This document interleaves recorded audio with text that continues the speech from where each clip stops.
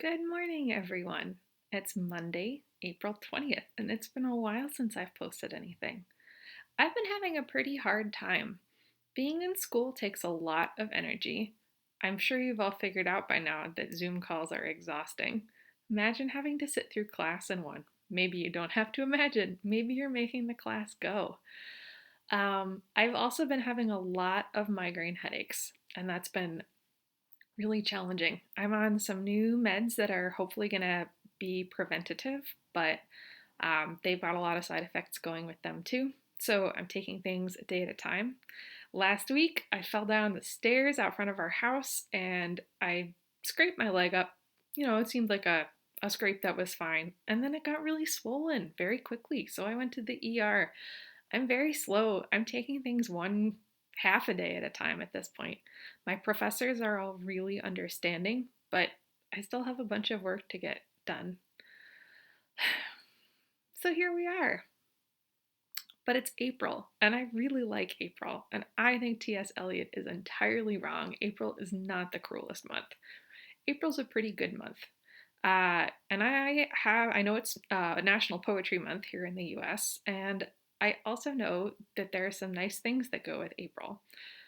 One of those is some poetry. And I'm going to tell you a little bit about my relationship with the Canterbury Tales. So I first read any portion of the Canterbury Tales when I was in high school. Miss Sasso was my English teacher. And she was great for a lot of reasons, but she made us read a modern English translation of a lot of the Canterbury Tales and explained exactly why they were funny. And I was hooked. And I did a little bit more in college. My professor there, Jen Bryan, was also really into it. I was just looking through my annotated copy of the Canterbury Tales, which she describes some of the people as the medieval equivalent of the Elk Lodge, which I thought was pretty funny. I'd forgotten that I had a note about that. If you're not familiar with the Canterbury Tales, it's a bunch of poetry. Chaucer never finished it. It's about a bunch of uh, middle class ish folks in England going on pilgrimage. And Chaucer meant to have two stories for everyone in the group to tell going to Canterbury and two on the way back. He never got that far. It's sort of the Middle English equivalent of the Decameron, I guess. And he even stole some stories pretty liberally from there. But there's more to the Canterbury Tales than that for me. My great grandfather, Addison Hibbard, was an English professor at UNC Chapel Hill and also at Northwestern. And he died in 1945, and I never knew him. When I was probably still in college, my grandmother, his daughter, gave me his copy of Chaucer. And I discovered when I was looking through this, she knew I had been enjoying studying it. I'm going to hold this up. It's pretty fragile. He's got a little map showing the journey of all the folks and where they would have gone going from Southwark and London to Canterbury and where they would have stopped and how long it would have gone. This copy is from when Papa Hibbard was teaching English in Madison, Wisconsin. And I was flipping through to see his notes, and he's got little notes about what he wants to teach when and about what different things mean. And the structure of the prologue of the Canterbury Tales is a little bit of exposition, introducing all of the characters. And there's one particular character who I guess Papa Hibbert identified a little bit with. So much so that one of the lines about the clerk, and gladly would he learn and gladly teach, was on his book plates in his collection. And this is actually also on his gravestone. So, this is a party trick I've done. I've got a bunch of the Canterbury Tales, the first 16 lines of the prologue, memorized in Middle English, but I thought I'd read you all a little bit more of it. Um, I think that this poem is best read aloud.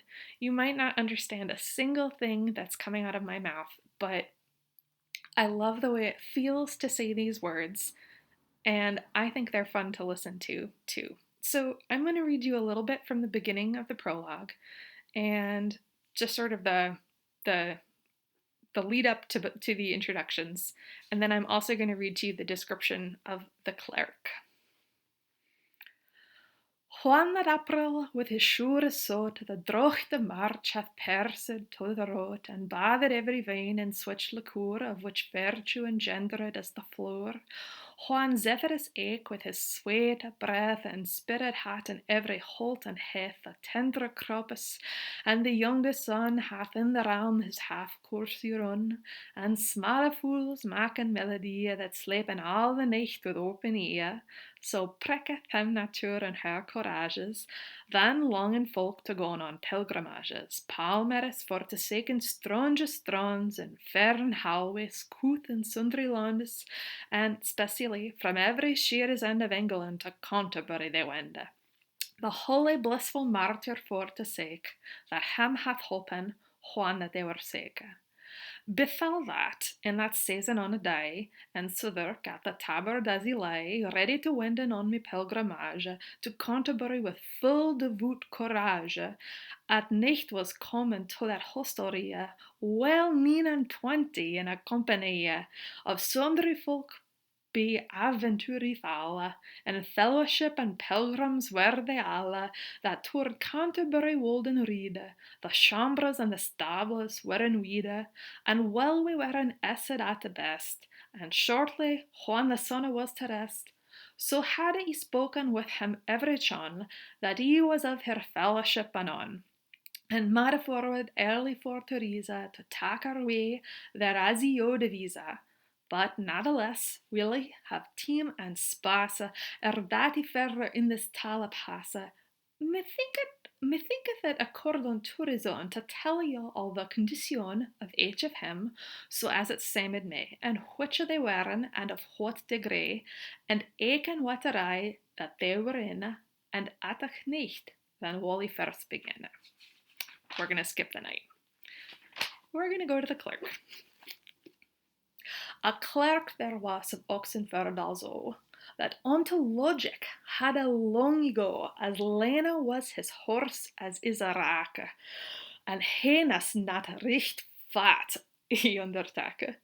But look at Holwe and thereto soberly, full threadbare was his over his courtesy, for he had gotten him yet no benefice, ne was so worldly for to have a feast, for him was lever have at his bed's head 20 books clad in black or red, of Aristotle and his philosophy, yet had he but little gold in coffer, but all that he michte of his friendes hente, on bookes and on learninge he is spente, and busily gang for the soules prey of him that jaf him wherewith to scholie, of studia took he most cure and most hede, not a word spake he more than was drede, and that was said in form and reverence, and short and quick, and full of his sentence. Soonig and moral thereto was his speech, and gladly would he learn, and gladly teach.